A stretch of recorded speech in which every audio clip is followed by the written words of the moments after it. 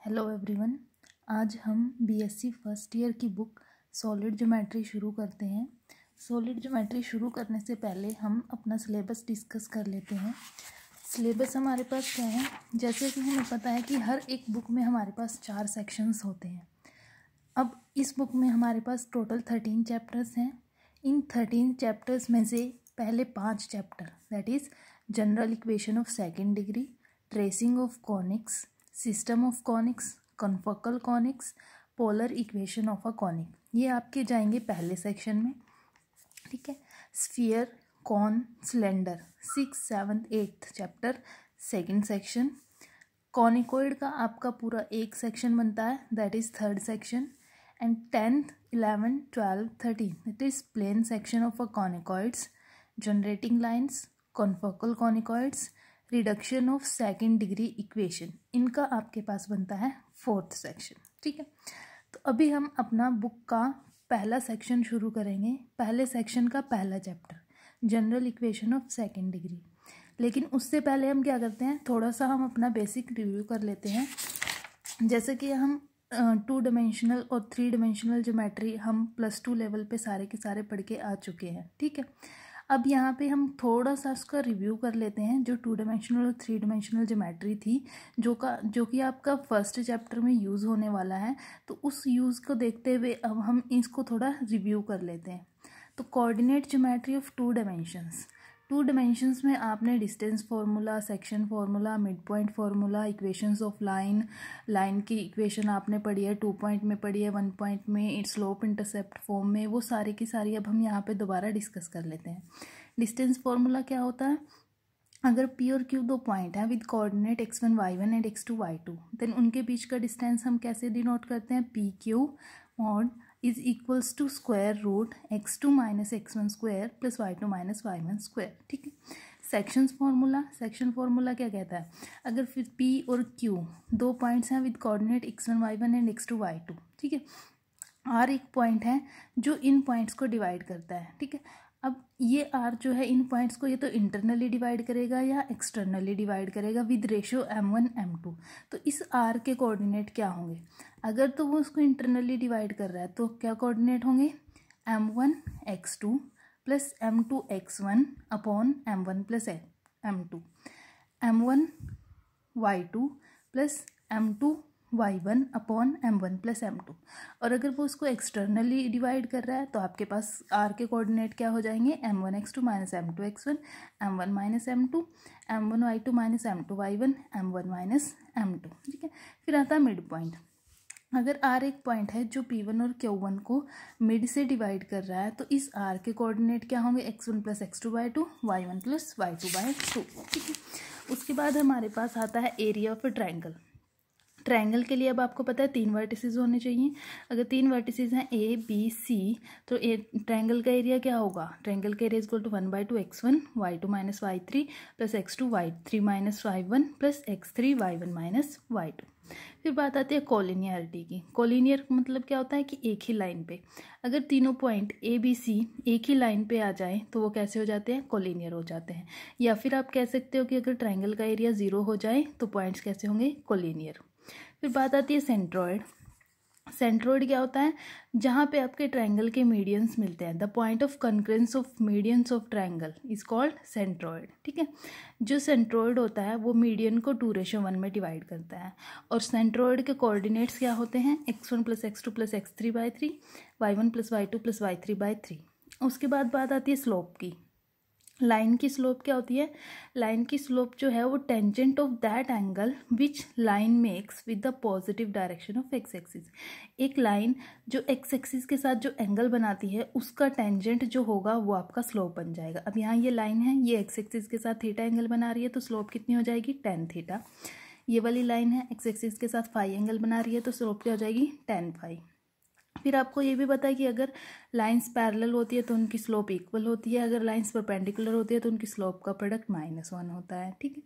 Slope निकालने का formula भी आपको पता है, 2 पॉइंट्स गिवन है तो उनकी स्लोप क्या होगी, y2 minus y1 upon x2 minus x1। Next intercept. Intercept क्या होती है, जो आपके पास कोऑर्डिनेट्स होते हैं, coordinate axis, that is x axis and y axis, ठीक है। एक लाइन जो भी आपकी इनको कट करती है, then this distance O A and distance O B, ये ओ ए जो है वो इंटरसेप्ट होगा एक्स एक्सिस पे, ओ बी जो है इंटरसेप्ट होगा वाई एक्सिस पे। फिर आते हैं general equation of a line. General equation क्या होती है लाइन की, A X plus B Y plus C, where A B C are arbitrary constant not all zero. Equation of x axis क्या होगी, एक्स एक्सिस पे Y zero और Y axis की equation X is equal to zero. फिर equation of straight line parallel to X axis, X axis के parallel एक straight line है, उसकी इक्वेशन क्या होती है, y is equal to k, और वाई एक्सिस के पैरेलल एक स्ट्रेट लाइन है, उसकी इक्वेशन क्या होगी, x is equal to k. Next slope intercept form, line की स्लोप इंटरसेप्ट फॉर्म भी हमने करी है, क्या होती है, y is equal to m x plus c, m is slope, c is intercept. फिर बात आती है वन पॉइंट फॉर्म की। अगर आपको एक पॉइंट गिवन है और आपको लाइन की इक्वेशन निकालनी है, तो वो लाइन की equation y minus y one is equal to m x minus x one. फिर टू पॉइंट फॉर्म, अगर 2 पॉइंट्स गिवन है और इक्वेशन ऑफ लाइन फाइंड करनी है, तो आपके पास क्या है, y minus y one y two minus y one upon x two minus x one into x minus x one. Then intercept form, equation of a straight line, आपके पास x axis का इंटरसेप्ट गिवन है, y axis का intercept given है, तो line की equation क्या होगी, x by a plus y by b is equals to 1, ठीक है। फिर the equation of a straight line passing through the origin and making equal angle with both the axis, y is equal to plus minus x. Normal form, straight line की normal form क्या होगी, x cos alpha plus y sine alpha is equal to p, p is the perpendicular distance from origin to the line and alpha is the angle which the perpendicular makes with the positive direction of x axis, ठीक है। तो आपके पास 2 dimensional में straight line की कितनी आपके पास equations आ गई, 1 2 3 4 और 5, ठीक है। अब आपके पास अगर 2 लाइंस की स्लोप गिवन हो और आपको उनके बीच का एंगल फाइंड करना हो, तो आपके पास फॉर्मूला क्या हो जाएगा, tan theta is equal to m1 minus m2 upon 1 plus m1 into m2। और स्ट्रेट लाइन पैरेलल, अगर आपके पास एक लाइन गिवन है और उसके पैरेलल आपको एक और लाइन फाइंड करनी है, तो क्या हो जाएगी, ax plus B Y plus के इज इक्वल टू 0। और अगर आपको इसी लाइन के परपेंडिकुलर लाइन फाइंड करनी है, एक लाइन के परपेंडिकुलर लाइन क्या बन जाएगी, bx minus A Y plus के इज इक्वल टू 0। नेक्स्ट बात आती है लेंथ ऑफ परपेंडिकुलर। पी एक पॉइंट है, एक स्ट्रेट लाइन है, X plus B Y plus C, इस पी से हमने इस लाइन पे एक परपेंडिकुलर ड्रॉ किया, तो इसकी लेंथ फाइंड करनी है। इसकी लेंथ का फॉर्मूला क्या होगा, A X one plus B Y one plus C, that is जो आपके पास इक्वेशन ऑफ लाइन है उसको इस पॉइंट से पास कराओगे upon under the root A square plus B square. फिर बात आती है pair of lines. The general equation a x square plus 2hxy plus B Y square plus 2gx plus 2fy plus c is equal to 0, this is the second degree equation in x y, ठीक है। ये equation line को represent करेगी अगर आपके पास delta क्या है, A B C plus 2fgh minus A F square minus B G square minus C H square 0 हो जाए, ठीक है। और ये वाली इक्वेशन अब इसी में से आपके पास X square plus 2hxy plus B Y square is equal to 0, ये भी एक स्ट्रेट लाइन है जो कहाँ से पास कर रही है, ओरिजिन से। अब अगर थीटा एंगल है बिटवीन 2 लाइन्स, ठीक है, तो tan थीटा क्या बनेगा, 2 under the root H square मान से भी अपॉन ए प्लस बी, और अगर लाइन्स परपेंडिकुलर हैं तो ये a प्लस बी क्या हो जाएगा, 0, that is coefficient of X square यहाँ से and coefficient of Y square का सम इज इक्वल टू 0। अब ये थी बात 2 डायमेंशन की। अब हम बात करते हैं 3 डायमेंशन की। सेम फॉर्मूले, distance, section and mid point formula आपके पास क्या जाएगा, 3 डायमेंशनल में भी जाएगा। बस अब वहाँ पे जो 2 कोऑर्डिनेट थे x1 y1, अब तीसरा कोऑर्डिनेट एक और आ जाएगा z1 z2, ठीक है। तो ये वाले फॉर्मूले आपके पास सेम है, इनको देख लेना। सेंट्रोइड का फॉर्मूला आपके पास सेम है। बात आती है direction cosine and direction ratio, important है। अगर एक line, if a line makes angle alpha beta gamma with the positive direction, positive direction आपके पास 3 डायमेंशनल है, X axis, Y axis, Z axis, ठीक है। अगर आपके पास कोई लाइन इन पॉजिटिव डायरेक्शंस के साथ अल्फा बीटा गामा एंगल बनाती है, तो उसके डायरेक्शन कोसाइंस क्या होंगे, cos alpha, cos beta, cos gamma, जहाँ पे आपके पास cos square alpha plus cos square beta plus cos square gamma की वैल्यू कितनी होगी, 1 होगी। अगर आप इन डायरेक्शन कोसाइंस को डिनोट कर दो एल एम एन से, तो आपके पास क्या हो जाएगा, L square plus M square plus N square is equal to 1। अब तीन नंबर ए बी सी जो इन डायरेक्शन कोसाइन के प्रोपोर्शनल होंगे वो क्या होंगे, डायरेक्शन रेशो। डायरेक्शन रेशो और डायरेक्शन कोसाइन का रिलेशन आपको पता है क्या रिलेशन होता है, L is equal to A upon under the root A square plus B square plus C square, M is equal to B upon under the root A square plus B square plus C square and N is equal to C upon A square plus B square plus C square under the root. ठीक है, अब आपको दो point given है और आपको उनसे एक लाइन बनानी है और उसके डायरेक्शन रेशो फाइंड करने हैं। ठीक है, तो दो पॉइंट्स गिवन है तो उसके कॉरस्पॉन्डिंग जो लाइन बनेगी उसके डायरेक्शन रेशो क्या आएंगे, x2 minus x1, y2 minus y1 and z2 minus z1। जो आपके पास कोऑर्डिनेट्स एक्सिस होती हैं, x axis, y axis and z axis, उनके डायरेक्शन रेशोज क्या होते हैं, डायरेक्शन कोसाइंस 1 0 0 0 1 0 0 0 1। ठीक है, अब आपको जो है स्ट्रेट लाइन की इक्वेशन फाइंड करनी है। अगर आपको डायरेक्शन कोसाइन गिवन हो या फिर डायरेक्शन रेशो गिवन हो या फिर दो पॉइंट गिवन हो आपको, ठीक है, तो यहाँ से अगर डायरेक्शन कोसाइन गिवन हो तो आपके पास स्ट्रेट लाइन की इक्वेशन क्या हो जाएगी, x minus x1 upon L plus Y is equal to Y minus y1 upon M is equal to z minus z1 upon N. एक पॉइंट गिवन था x1 y1 z1 और एक हमें direction cosine given थे। Similarly अगर एक point given हो और डायरेक्शन रेशो गिवन हो तो इक्वेशन ऑफ स्ट्रेट लाइन हमारे पास ये वाली बन जाएगी। अब अगर आपके पास दो पॉइंट गिवन हो और आपको स्ट्रेट लाइन की इक्वेशन फाइंड करनी हो तो क्या बनेगी, x minus x1 x2 minus x1 y minus y1 upon y2 minus y1 z minus z1 upon z2 minus z1। इसको अगर आप यहाँ से कंपेयर करो तो देखो x2 minus x1 is equal to A और ए बी सी क्या होते हैं, डायरेक्शन रेशो।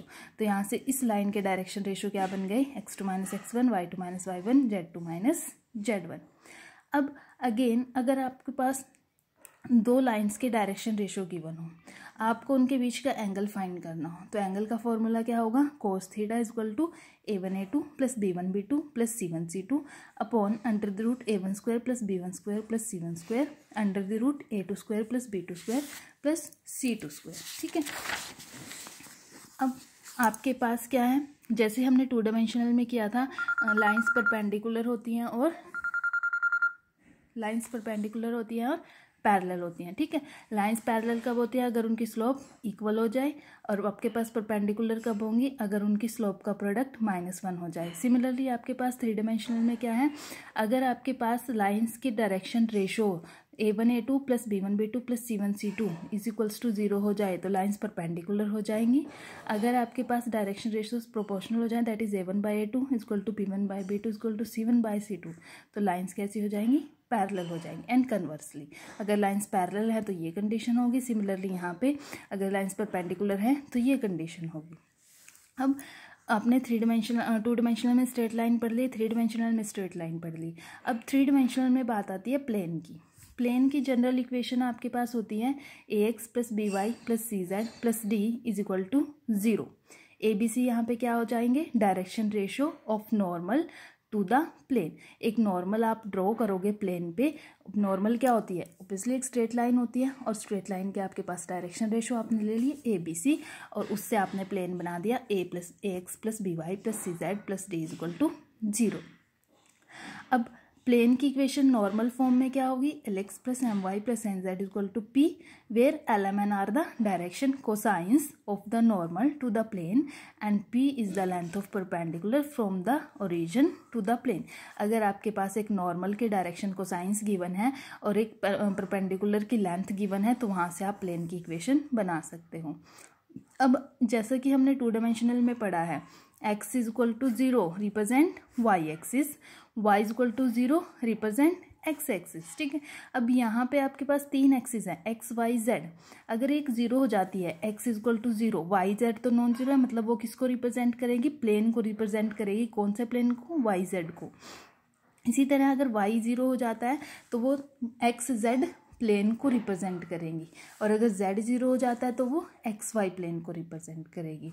अब हमें इक्वेशन ऑफ प्लेन निकालनी है। जिस तरह से हमने स्ट्रेट लाइन की इक्वेशन निकाली है, थ्री डायमेंशनल में भी निकाली है कि अगर किसी लाइन के डायरेक्शन रेशो गिवन हो, कोसाइन गिवन हो या फिर दो पॉइंट गिवन हो तो हम स्ट्रेट लाइन की इक्वेशन फाइंड कर सकते हैं। इसी तरह हमें प्लेन की इक्वेशन फाइंड करनी है। आपको एक प्लेन की इक्वेशन फाइंड करनी है पासिंग थ्रू अ पॉइंट। एक पॉइंट गिवन है तो क्या होगी, A X minus x1 plus B Y minus y1 plus C Z minus z1 is equal to 0, where this A B C are the direction ratio of normal to the plane. Intersection of two planes is a straight line. जब भी दो plane intersect करेंगे हमें हमेशा एक straight line मिलेगी। अब जैसे हमने इंटरसेप्ट फॉर्म करी थी स्ट्रेट लाइन की, इसी तरह से हम प्लेन की भी इंटरसेप्ट फॉर्म पढ़ते हैं। x by A plus Y by B plus Z by C equal to 1 represents a plane in which A B C are intercepts on the coordinate axis.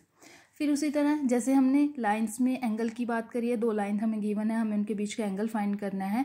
अब हमें दो प्लेन गिवन है और हमें उनके बीच का एंगल फाइंड करना है, तो फॉर्मूला क्या हो जाएगा, cos theta a1 a2 plus b1 b2 plus c1 c2 upon under the root a1 square plus b1 square plus c1 square a2 square plus b2 square plus c2 square.